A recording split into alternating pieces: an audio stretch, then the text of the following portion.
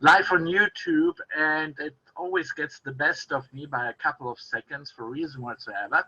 But Are we on live?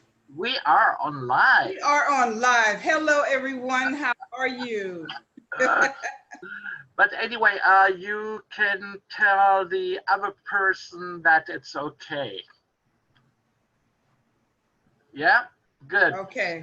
So well, then I will get our surprise guest on without further ado.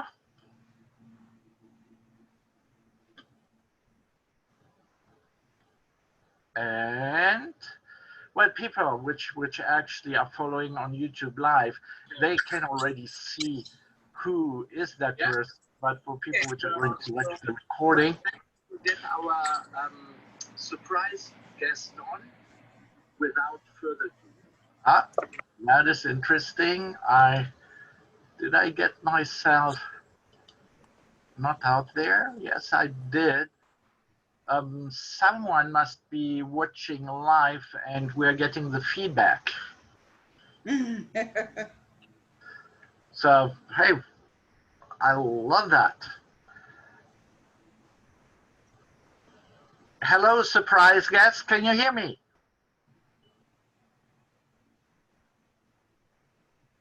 No, not yet.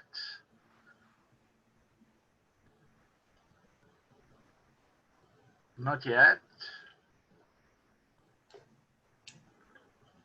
It's coming up, it's coming out. But you know what? Let me get the other person in.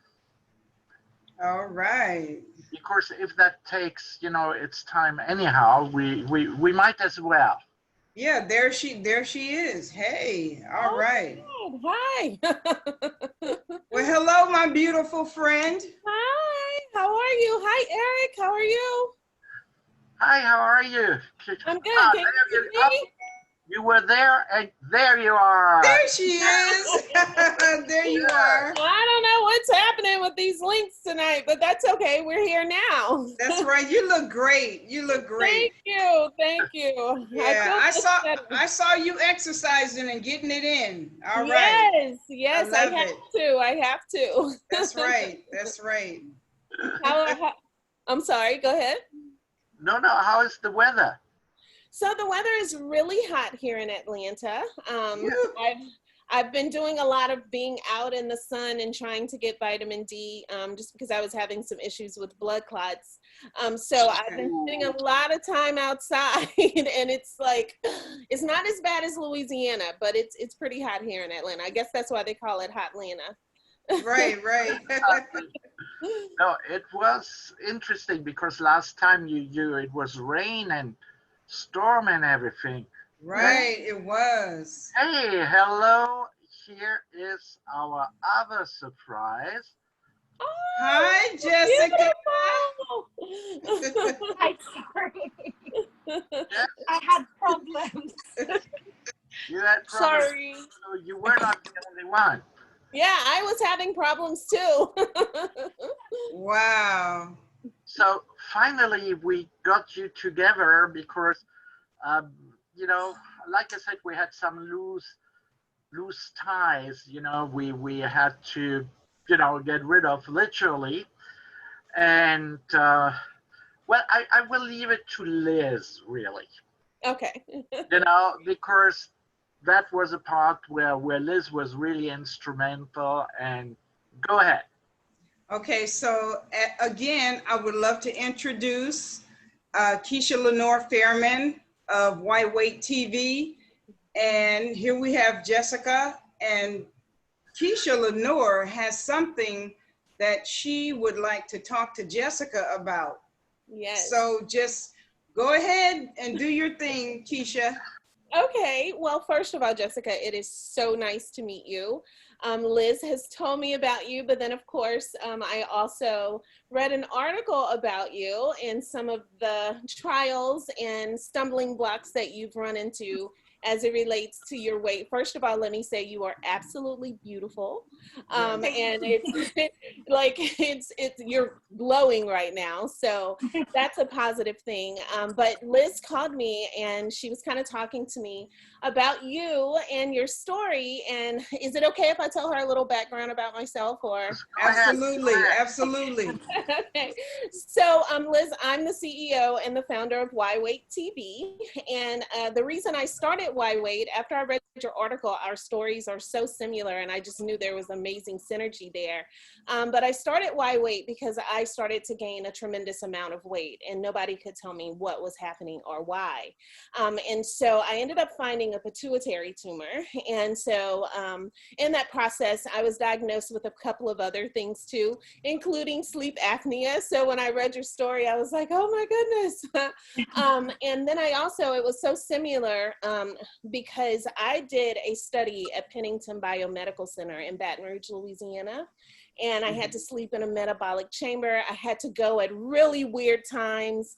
And it was always something that if I was working with someone, would kind of cause a problem because most people don't understand. And when people look at you, they automatically assume that, you know, you're just not trying. And that was my thing. I wanted to make sure that someone heard stories like ours, that, you know, sometimes things happen that we have absolutely no control over, and it does affect our bodies and our health in different ways. And so I was diagnosed with Cushing's and adrenal fatigue, sleep apnea. I mean, I could go on, but we're talking about happy things right now. So I ended up having brain surgery and we removed the pituitary tumor. And once we removed the tumor, I literally lost almost 100 pounds. So I was 283 when I had the surgery. And I covered my mirrors. I didn't like going anywhere. Like you, it was a little different because I actually walked up on some of my friends talking about me. And Liz will tell you, I'm very active. I'm a runner. And so Yes. heart-wrenching to walk up on my friends, go, oh my God, did you see her? She looks so bad. So from there, I was like, I kind of got a little upset, but then I didn't want to just get upset and hide anymore. I was like, something is wrong that I can't control, and I want people to hear my story. And so that's why I said, and I want them to know why I have this weight. And so it's a double entendre. So it's why do I have the weight, making sure we go to the doctors and we're advocates for ourselves, but then also why am I carrying this weight of what other people perceive of me? And it's hard to do that sometimes when it's hard to look at yourself. And so after speaking with Liz, I was like, oh my God, I have to work with her. And I would love to have you be a part of Why Wait TV. I would like to gift you with several things, including a nutritionist, and we have online trainers and experts that are a part of the show, so we can actually customize some things for you. I have licensed and certified yoga instructors that have agreed to do yoga with us. And so I want you to understand that this is not just about, you know, us working out together, because I plan on doing everything with you. After having the brain surgery, I ended up having heart surgery. I'm a runner, and so I kind of got off a little bit. So when Liz called me and we were talking and she told me your story and I read your story, I was like, man, you know, this is what it's about. And I feel like this is what I need to give back and let someone know that you're absolutely beautiful no matter what. And I want to do whatever I can to help you feel even more comfortable in your skin, because that's what it's about. It's not about what people see. It's how you feel about yourself within. And so I have other things. I don't know if I should like say them all right now, but we do have an entire team that is very excited about meeting you. I talked to my That's doctor, awesome. who's in LA. And so what I'd like to do is schedule a time for you to meet our nutritionist, the director of the show, Frank. He's actually in LA working on 2 television shows right now. Right on, Frank. Yes, yes. And then I have a nutritionist and a yoga instructor in St. Croix. And so she's going to talk to you and kind of ask some questions so she can customize some things. I know you're in a different time zone completely.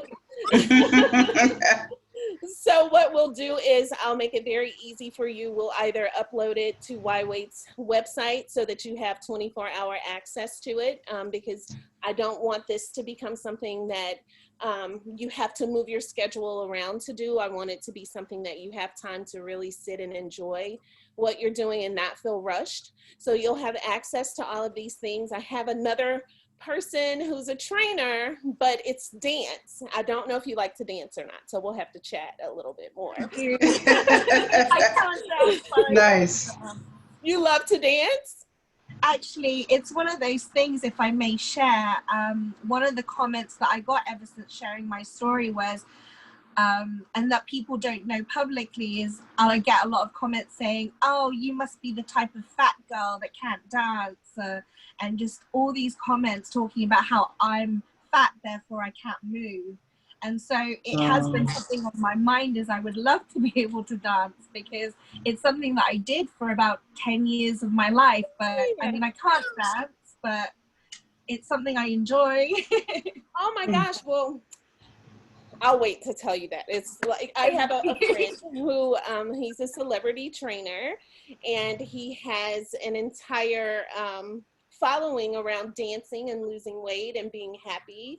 And so he's going to also put together some things for us that you'll be able to do at your own speed in your house. And we'll just kind of create an accountability group between the two of us. And I'll make sure that you're encouraged along the way, and make sure you have my contact, because I know sometimes in this space it can get really heavy.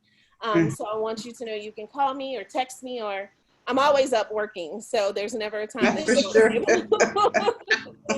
won't be able to access me. But I've done a lot of talking, so I want to hear a little bit more about you from you and see how we can make this happen. And thank you so much, Eric and Liz, for thinking. Oh, you're more than welcome. Thank you, Keshia. Thank you. Thank you, Miss Keshia, so much. And absolutely, Eric and Liz, you've changed my life. I don't know if you know that. I've tried to articulate that in emails, but I don't know if it's coming through. And Miss Keshia, I'm so excited to have you in my life. I'm so excited. Seeing as this topic is a little bit, well, it's around weight, I guess, and I admire you so much. You are such a strong lady and so powerful. I mean, I have to say that a lot of my weight is to do with me, and I would like to talk about that if I'm allowed, Eric and Liz. Is that okay? Go ahead, of course. Absolutely. Because you know, people, or at least society, will have you believe that a person is overweight because, or is fat because they're just, like you said, not trying. And actually, everybody has a really different story. And me, I've been, I believe, all spectrums of weight, because I'm naturally petite, I'm very short, and growing up, you know, I fluctuated in weight, but stayed relatively slim because I was super, super active. I'm also a runner. In fact, my whole family are runners. We love cross-country running, and it's perfect for where I grew up in Devon, is full of fields and very big, like, moors. So I do have an experience with, you know, having an active lifestyle. It's just that, you know, how do I describe this? It really was just a spiral for me, because up until I went to university, I was in dance classes, cheer classes, you know, I was in a lot of things. I was in a very abusive relationship, and part of that was when I moved to where I'm actually living now. My ex found out that I was moving here, and then decided, and whilst I was in a relationship with him, I actually battled, I would call a minor eating disorder, because the things that would happen really were that he wouldn't let me eat. He would stand me in front of the mirror. I don't know if sizes convert, but I was a size 4 at the time that this happened. And he would stand me in front of the mirror naked and tell me how fat I was, and would make me tell myself how fat I was. Or if we'd go to a restaurant, he would order me chicken broth. And there was this one occasion when a waitress said, oh, is that all you're going to have? And he laughed and said, well, nobody wants to eat, to watch a fat pig eat. And this was in public. And so anyway, when I moved here, he had found out that I'd moved here. And he found out I'd moved here with a white man. And basically, he started a tirade for about a year where he would threaten to throw acid in my face. He would threaten to have me attacked or beaten. And because he had beaten me before, I had believed it. And it wasn't until I went to counseling that I realized that that behavior had actually caused me to suffer some kind of PTSD. And what people don't really know is actually, because I've always been very professional, so I've always been good at my job, but personally, I stopped going out, I stopped running, I stopped seeing friends, and the weight started to pile up. Then I was diagnosed with PCOS, so polycystic ovaries. Yes, I have PCOS. Wow. I found that suddenly I went from being able to lose weight really quickly and easily to suddenly it just wasn't budging. It won't go. And so, yeah, that's, you know, yes, I'm fat, but it wasn't I just stopped trying. It was a gradual thing. And that's what I really want to showcase, though, to tell people is it's not just simple as I just eat a lot and that's it, or I just don't exercise and that's it. There is sometimes, a lot of the times, there's more to it than that. So yes. Oh my goodness. Wow. What a powerful story. That's amazing. You know, you're really brave to tell your story. A lot of people, you know, they don't want to share certain things, but that's how we grow. That's how we learn, is when we hear someone else's story, and then they know that, oh my God, there's someone else who's gone through the same thing that I have. Right. You know, so I commend you for, you know, for sharing your story. There may be a listener out there that you have just connected with. Yeah. Yeah. I hope so. I hope so. Yes. I always say, and I've been under this philosophy that for me, I've been holding on to this pain for so long, and I want to release it, but in a way that can help other people. Right. Yeah. Yeah, that's exactly. That's really strong. Like I commend you, like Liz, for telling your story. And then I think one of the things that I take away from your story is now that you understand what the why is, it makes it so much easier to kind of confront it and move ahead and move away from it. And so I know PCOS can be, it changes your life completely. And it affects your emotions as well, which can sometimes, put you in a really weird place, because I've been there. I completely understand. So I think there's a lot of things that we can kind of help each other with. And I'm really excited about it. I can't wait until we can have a chance to just kind of talk and dive into exactly how we're going to change our lives and other people's lives as well. And yeah, I'm excited about moving forward. Yes, right, that's awesome. Then I also want to commend Eric, because you must have felt very comfortable and saw something in Eric that, you know, made you very, very comfortable in telling your story to him, you know, and that's, you know, that's awesome. Yes. Jessica and I, we share a couple of things now. Yeah. Okay. Yeah. We share I said we shared 1.5 hours, you know, talking about our depression. So Okay. Yeah. Okay. Which could have been very depressive. Yeah. But surprisingly, it wasn't. Surprisingly, it was quite refreshing. I don't know how you felt. Oh no, me too. I felt also it was the same, and sometimes, you know, it's when you talk to each other and share those stories to each other. I mean, look, Jessica and Kesha, just in the couple of minutes you just met, you shared already a lot.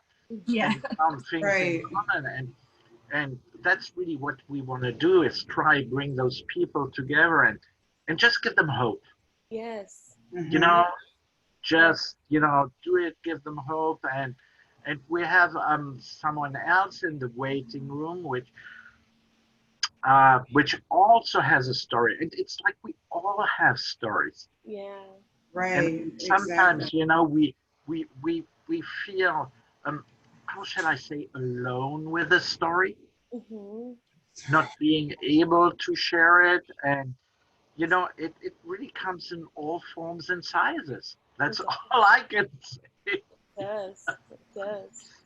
It does. It's amazing how the universe works and how we all end up at the right place, talking to the right people at the right time. Exactly. There's no mistakes. Never, never a There's mistake. definitely Never. not. But Yes. Yeah. let me admit, Jamie Danielle. So, like I said, you know, anytime you want, you can just go, you can click out of the program, or you can just, you know, stay on and see and wait. And, but I just want to bring her in now, so at least that Kesha, Jessica, and Liz Mhm. can meet Jamie. Yes.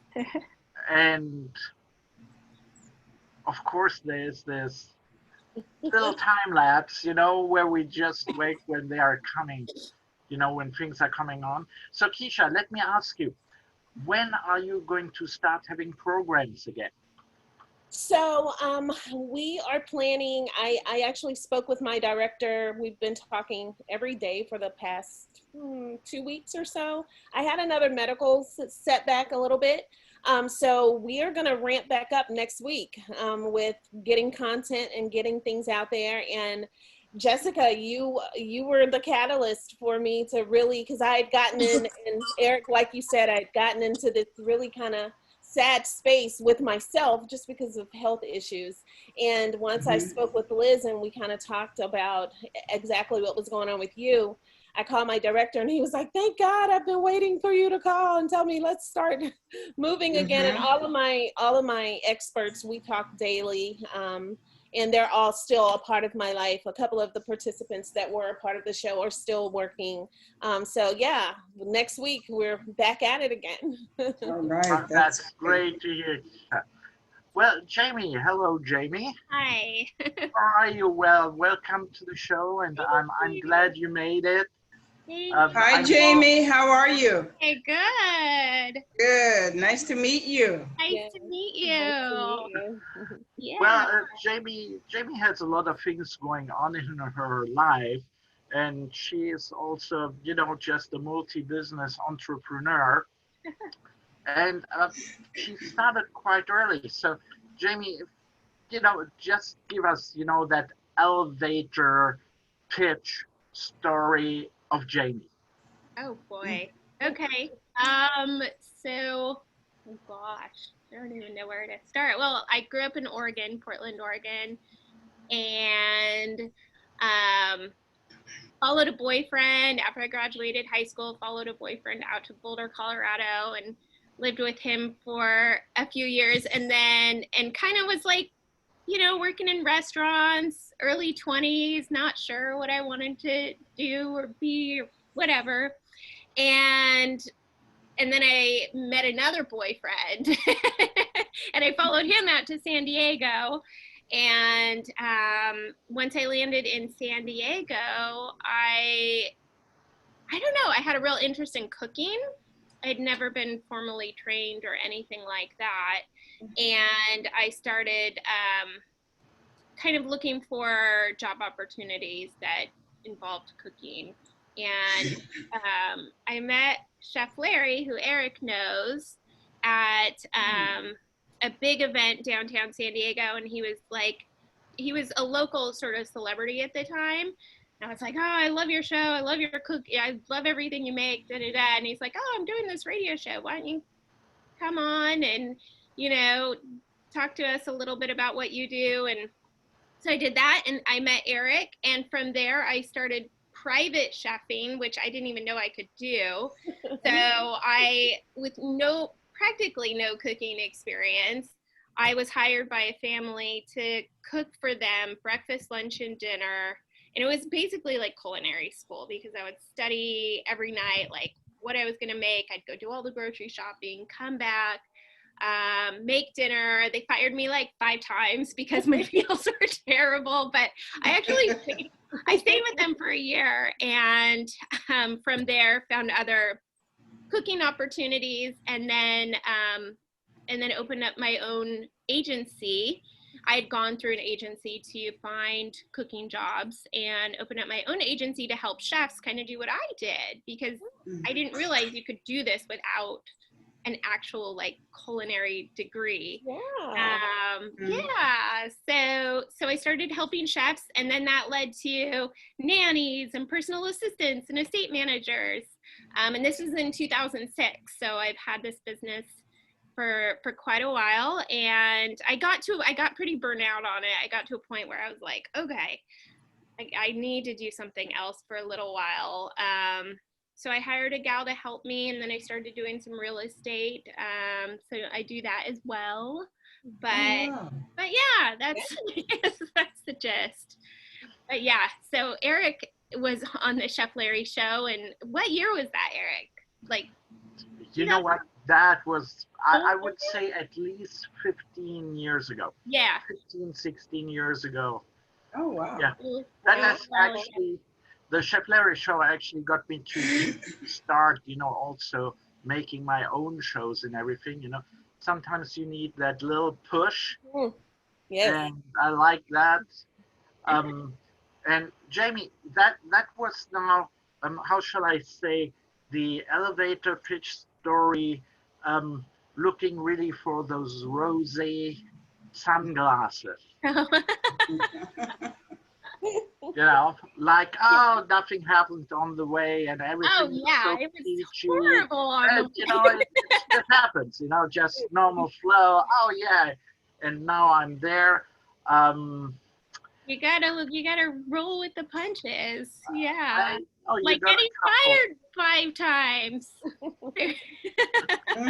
But going back to your first boyfriend,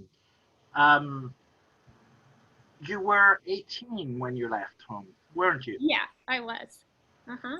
So you just said to your parents, you know what? That is it. I'm leaving.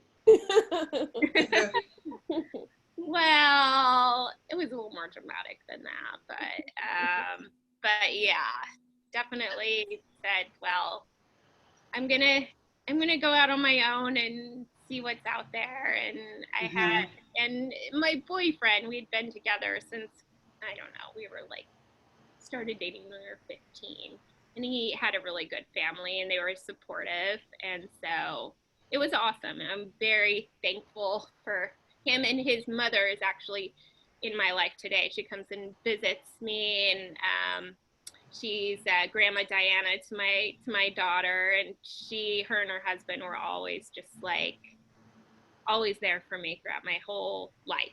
So yeah, he was a blessing. His family was a blessing. Yeah. So who wasn't there for you? Well, I definitely had an interesting childhood. My parents were both alcoholics, and it was not easy being at home. So yeah, it's always nice to have people in your life that look out for you and love you when your parents don't. So yeah. What a story. And it wasn't just, I mean, when you say your parents was your mother was your biological mother, and your father was your stepfather. My father was my stepfather, yes. And there was so that other biological father or person, yes. Which you found out later in life who he actually was. We did, yes. When I was, I don't know, 15 or 16, my mom had told me when I was 12 who I thought was my real father wasn't actually my real father. But he was wonderful. I was very blessed to have him in my life as well, because he was solid and just a neat guy. He passed away about 15 years ago. But yeah, my mom, this is kind of crazy. My mom was watching, so she told me my dad was an actor when I was 12. She's like, I know his name, I don't know anything about him, but if you want to find him, I'll help you find him. So she was watching my cousin Vinny, and I walked into the living room, and she was like, no shit, James. She's like, that's your dad right there, on TV, the prosecuting attorney. Oh my goodness. Yeah. Wow. Yeah. And I was like, is she joking? I mean, I didn't know how to take that, but she's like, there he is. And it was too much for me to handle. I know I left, I was with some friends, I left, I never brought it up to her again. Like, didn't even talk about it. It was too much. But when I was 18, I decided to find him. So I talked to a private investigator, and I told him, he was on this show, blah, blah, blah. He's like, oh, he's going to be easy to find. So Sure. yeah, he was. So he got back to me, and he was like, here's his name, here's his agent's contact information. Send him a letter, and hopefully he'll get in touch. And I sent him a letter, and he did. He got in touch, I would say, a few months after, and told me a little bit about himself, and that he had a son, and he was doing the show, oh gosh, what was it called? The Adventures of Superman at the time. I don't know if you guys remember that show. Lewis and Clark, The Adventures of Superman. He played Barry White. So he's like, why don't you come down to LA and you can be an extra on the show and all this stuff. And I was 18, and I was working 2 jobs, and I wanted to do that, and I was like, sure. But the reality of it, I didn't have a car at the time. I didn't have the money to go down there, and he didn't offer any of that. So it just I never went down there. We kept in touch, and never met. He would send me a telegram every once in a while. It was very interesting. But he passed away of Lou Gehrig's disease, 12 years ago or 13 years ago. But the silver lining is that he had a son, my brother Robbie, and we're very close now. And then that's great. Big family in Tennessee and North Carolina, and they've all welcomed me. I've gone to their huge family reunions, and it's been pretty amazing. So even though I never got to know him, and they actually said his whole life was acting. He wasn't a good dad. He didn't miss it. He sent his son to boarding school. He didn't miss out on a whole lot. So that was kind of nice. But to have this whole family kind of take me in was right. That's really good. Yeah. Yeah, that's really. Yeah, I'm very happy for that. And I still talk to them all the time. And my brother, who's a bit of a handful after growing up in LA around, movie sets and things like that. Oh yeah. So got to bring him down to earth every once in a while. Yeah, which is kind of interesting that you are bringing him down to earth. but anyhow, so I now, think Eric, you really like to dive deep, don't you? Well, hey, you said you wanted to be on the show, so I might as well. Don't forget, this is about showing that you can overcome. Yes. And if you don't get the backstory, how can people, someone just sees you like that, and you talk, and you're a multiple entrepreneur, they might think, oh my God, this was all rosy. She is successful, she does it, not knowing that maybe, sometimes I have the feeling that people have to go through a lot of shit before they really get into a position to become a good entrepreneur, or to push themselves, or that how should I say that moment in the life happened that they say, oh my gosh, I don't want to live that life anymore. It has to be. Definitely. And the only thing that Liz and I really want to show out there is that everybody has a story. Right, absolutely. You know, it's not easy, and there are roadblocks all the time. And there you are finally, and you find the man of your life, and you want to have a family, and you can't have kids. Yeah. Yeah. And what did you go through to actually make that dream possible?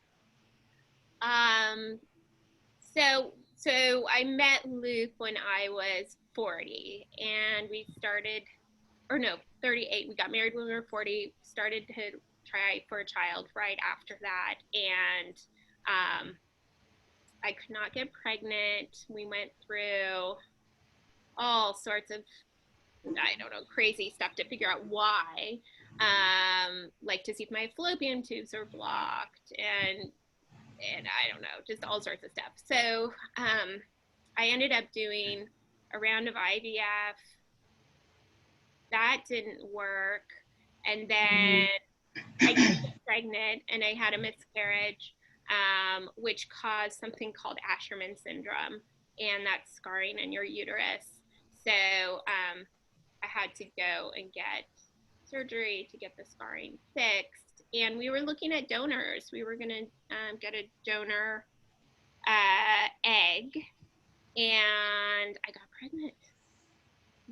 Somehow I got pregnant, and she's a healthy 2-year-old now. You mean somehow? Oh, wow, congratulations. Thank you. Yes. Thank you. Yeah, we really did not. That's awesome. So surprised. Like it was, I mean, we'd gone through so much, and yeah, and my doctor was like, you just don't try to get pregnant because you'll have another miscarriage. You'll get, you know, with your levels and everything, you'll have to go through the surgery again and all this stuff. And so like I was scared to death. We didn't tell anybody until I was 5 months. We told his parents anyway, but nobody else, because we just weren't sure if she was going to make it or not, and she did. Wow. She did. Oh, Yeah. Oh, Yeah. congratulations. Yes. Yes. Oh my gosh. It's So what's her name? What's her name? Emery. Oh, I love Oh, it. that's pretty. That's really pretty. The sweetest. I'm like, oh, so in love. It's amazing. Yeah. So, yeah. Wow. Yeah. Well, hey, congratulations again. Nothing takes the place of being, you know, a mother. It's amazing. It's so great. Yeah, it's truly amazing. Totally. I'm a grandma, so you know, love my granddaughter. She is something else. Yeah. So children are definitely a joy. Yeah, for sure. Yeah, Eric, Yeah. it's just what you said, listening to your story, Jane, and that like full circle and everything that you've shared. It's like, wow. And then you're so accomplished.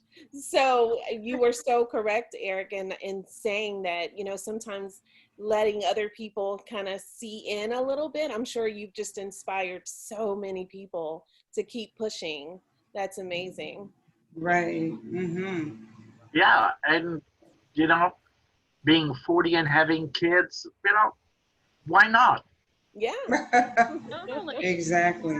Yeah. I was sat here doing calculations because I was thinking Jamie was like in her early 20s. I was thinking the same thing, Jamie. You look so young. I mean, you look like a baby. I was like, 40. 40. No, I would have chosen to try to have a child a lot earlier, but you know, you go through bad relationships and whatnot, and it just doesn't work out. And so I met what I did, and that, you know, that was. There you go. So Jamie, you're going to have to share your secret of how you look so young, girl. I don't know what you're doing. Zoom. Yes. I was gonna say, well, you look like you had her in your 20s. So. Yeah, exactly. Oh, thank you. Oh, thank you. Exactly. So what is your specialty as far as what you cook? You kind of cook all American, you cook everything across the board as far as your culinary experience? Yeah, everything, but I love to grill. Okay.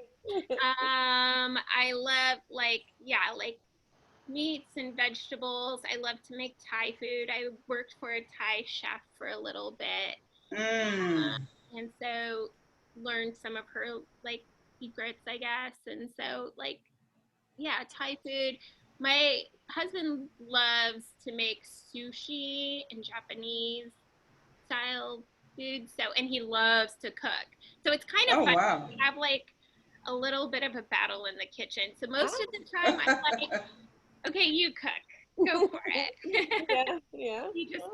He loves to cook, and so I don't get to cook as much. Wow. But I'm not good at baking. Like I can't make cookies. I'm just it's like measuring everything. I'm just not good at like keeping it like almost a science baking. So yeah, I definitely love to eat. I hear you. I can't bake. Who's your daughter's favorite cook? Wow. Well, I'd like to ask you a question about your business. Sure. Like your staffing service, how is that going? I mean, have you tremendously been affected, by COVID, or is it still going? Or, like your staffing services, how's that, going? So in March and April, I mean, we didn't have barely any placements. Business just kind of shut down, but I think that's because everything shut down. And but with the schools not sure if they're going to be people not sure if they're going to be open or not, we've had so many requests for nannies, tutors, and private teachers. So we've been really busy with that. So that's like, I know people don't want to bring other people into their homes right now, but they're also like, we can't, homeschool and work and do all this. So people are trying to bring in, someone to help with that. So luckily that's been busy. And they're starting new services now for like first responders, because they really don't have anywhere to, for people to watch their children. So that's like a booming business now, but you have to find someone that you trust, to take care of your children at, odd hours. So are you finding are a lot of people contacting you for that as well? It's been mostly like people looking for someone part-time or full-time, not kind of on call, but that's a good idea to offer that. Someone to have like maybe a list of people that are on call. Right, exactly. Vetted, and then they can call them if they have to, run out for an emergency or anything like that. Yeah. So I don't know. Oh, Kesha, you are. Yeah. Okay. I love, because you started it and I always can't hear her. Here in Atlanta, it's been school's about to start, and Ryan's at a Montessori school, and so they gave us the hybrid option. But Jamie, I've been, and a couple of other parents, we've been talking to some tutors, because I have a whole lot going on, but I don't want Ryan to slack, because I can't focus. Even though they'll have everything that they need, I feel like having a tutor and having someone that she could kind of talk to directly when I'm not right there would really help. But my question is, have you had a lot of clients reaching out for like meal prep or having meals prepared for their families right now, especially with parents being away from home with kids being? No, we have not. Not as much, actually. Yeah. As far as a like real good idea. So we usually do a handful a year. I would say under 10, but Well, I'll tell you that I have a couple of families here in Atlanta who the you know, their parents are back at work, and they have actually been reaching out and getting people to prepare meals for their kids while they're at home. Oh, that's awesome. Yeah, I know at least 4 people that have done that. So I don't know if you're thinking about it or not. Yeah. That's a good idea. That's a Yes. good idea. Totally. Yeah.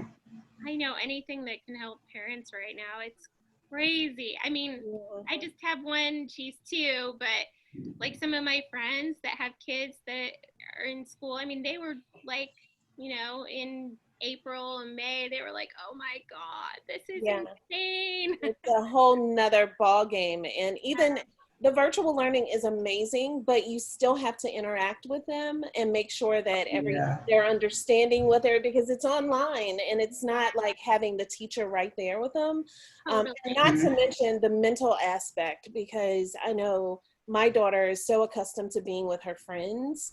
And now we're in a space where they can't really get together. We've done trunk lunch and distant dining, but it's not the same. Right. You know, the social hour, you know, children love to socialize. You know? So you have, that has to be included in everything. Well, she has scheduled Zoom calls, and they try to like play these games on Zoom. And one day I was like, what has happened? Like the kids, and they are really interacting with each other on Zoom, but she's ready to go back. Of course, I'm probably going to leave her home at least for the first half of the year. But I think I don't blame you. That I know, all of them are like, okay, it's time to go play again. Right, exactly. Kids, you know, kids really miss it. You know, I know my granddaughter does. She misses school. She misses, you know, her friends, and, you know, they miss each other. They miss it, you know. I miss my friends. Yeah, I know. I miss my friends. Yeah, exactly. Yes. What are you missing? I've got my friend with me. I've got my coffee. Yeah, well, Liz came on. I did a cocktail and conversation Zoom, and everybody had their drinks, and it was that was so cool, Kesha. That was so cool. It was. Yeah. It was. So thank You gotta God do for that technology. again. Yes.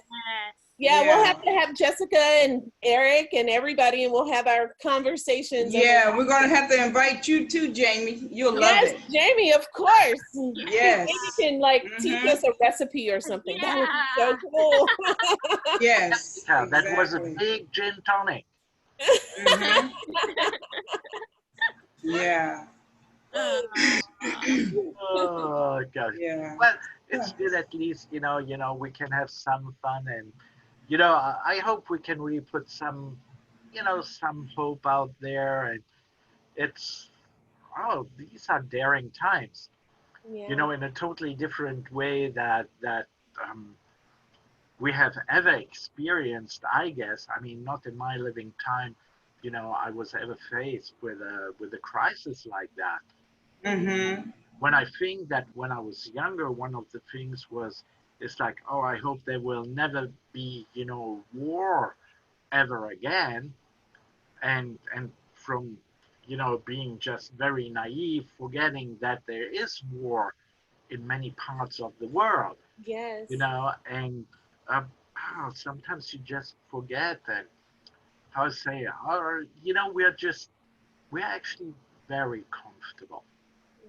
But there's still despair, and if we can help there, I think we're doing a good job. And when I look, you know, at Jessica, Kesha, Jamie, Liz, I think we all playing a good part, a good role in that. Life is truly a stage. And I think, thank you and Liz for putting together this platform so that I can meet amazing people like Jessica and Jamie. And hopefully we can all, even though we're in different places, we can all find a way to work together, because I feel like that's what's going to change a lot of this. That's the beauty of it. Yes. Empathy and being able to connect with other amazing souls. I think that to me is the ultimate goal to changing, not just the world, but people's aspect in talking about that depression that you just referenced, Eric, because it's conversations like this that can give people true hope. Because a lot of people are in a not so good space, and they're not comfortable saying it right now. Right, so, exactly. Because like I said before on one of our other shows, you know, a lot of times, you know, people want to go to work so they can get away from the situation. But, you know, now, you're having to stay home, and it's almost like no escaping, or, you know. So you have to find ways. Yeah, I have a lot of friends that are they're splitting up. A lot of separations and divorces happening right now. Right. It kind of lets you know who you're living with too. Yeah. Like the curtain has been. Yeah. Like, oh my God. Yeah. My partner, he formed a residents association where we live, because where we live, there's a lot of disadvantaged families, and something that we've seen an increase on because of this lockdown here in London is the increase of people finally coming out and admitting that they're in domestic violence relationships. And so something that his organization's been working on is trying to rehome these people. And it's just shocking how many people are going through that. Right. You'd be surprised, I tell you. I think that's the really sad part for a lot of children, because a lot of kids use school to get away. And that's kind of like their place of refuge. And now they're stuck at home in the midst of the very place that they were trying to get away from. Exactly. Yeah. And of course, the making sure they have something to eat daily. So there's so many ways. That's another thing, Yeah, just completely changed. And it's going to take a group of amazing people like you guys to help us find a way to get back to what our new normal will be, I guess. Exactly. And it's so hard, literally hard to believe that kids actually get 2 meals at school. Yeah. You know, and so now they're faced with possibly nothing. You know, and that's not, I'm not ashamed to say that I know, you know, certain people that are actually going through that. It's really sad. Yeah. You know, but there are places that you can go to, you know, to get, you know, food. I've heard of, you know, different distribution centers and different churches who are offering food, and those lines are really long. You would be surprised. People are really going through it, you know? So, you know, we have to be that branch to get information out there to people, you know? Yeah, we have to be the one. Living like you think they are. Yeah. You'd be surprised. Yeah. Yeah. So. Okay, come on, Jessica. Something uplifting here. You see how everybody is going like,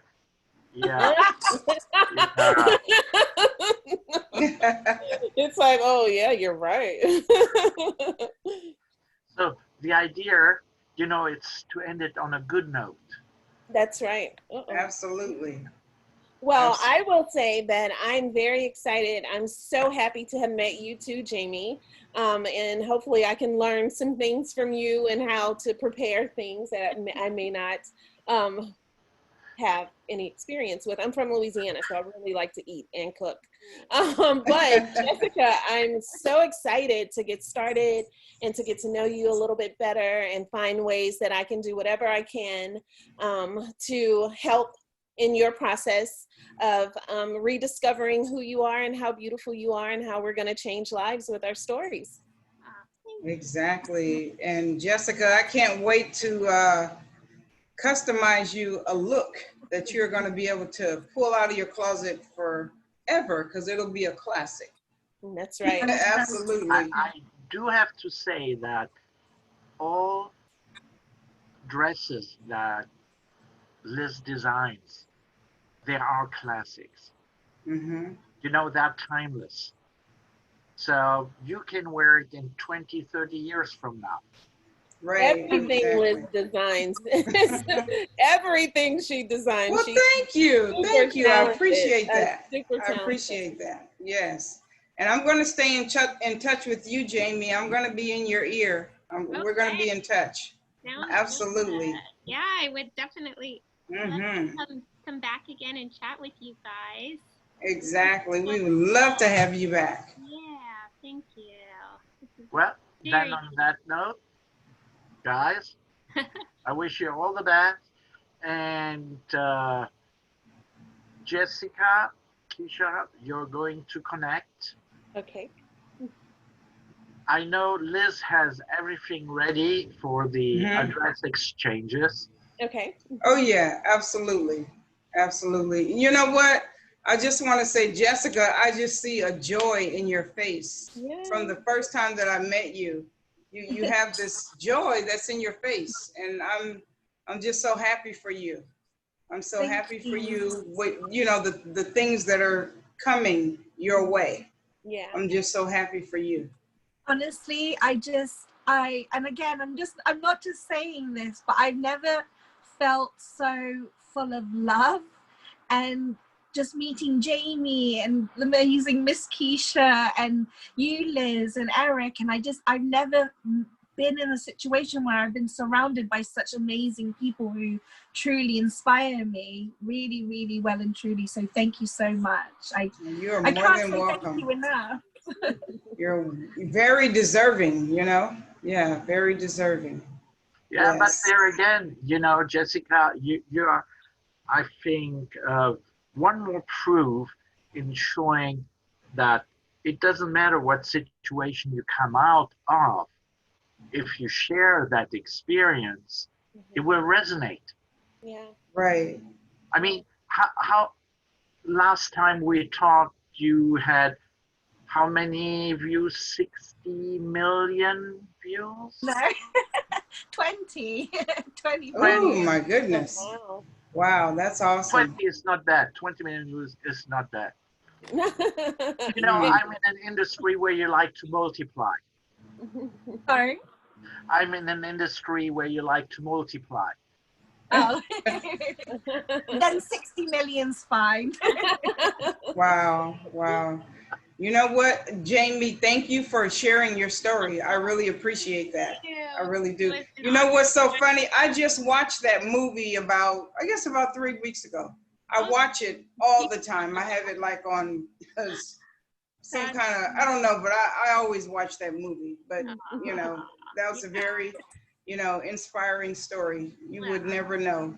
Like, you can never judge a book by its cover. You never. Right. You don't know what a person has gone through at all. Yeah. Mm-hmm. And Jamie, I would love to exchange information with you as well. So guys, if you could introduce us, that would be amazing.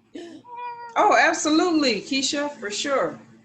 For sure. Now I'm going to do something which I normally don't do, but I'm stopping the recording and everybody stays online.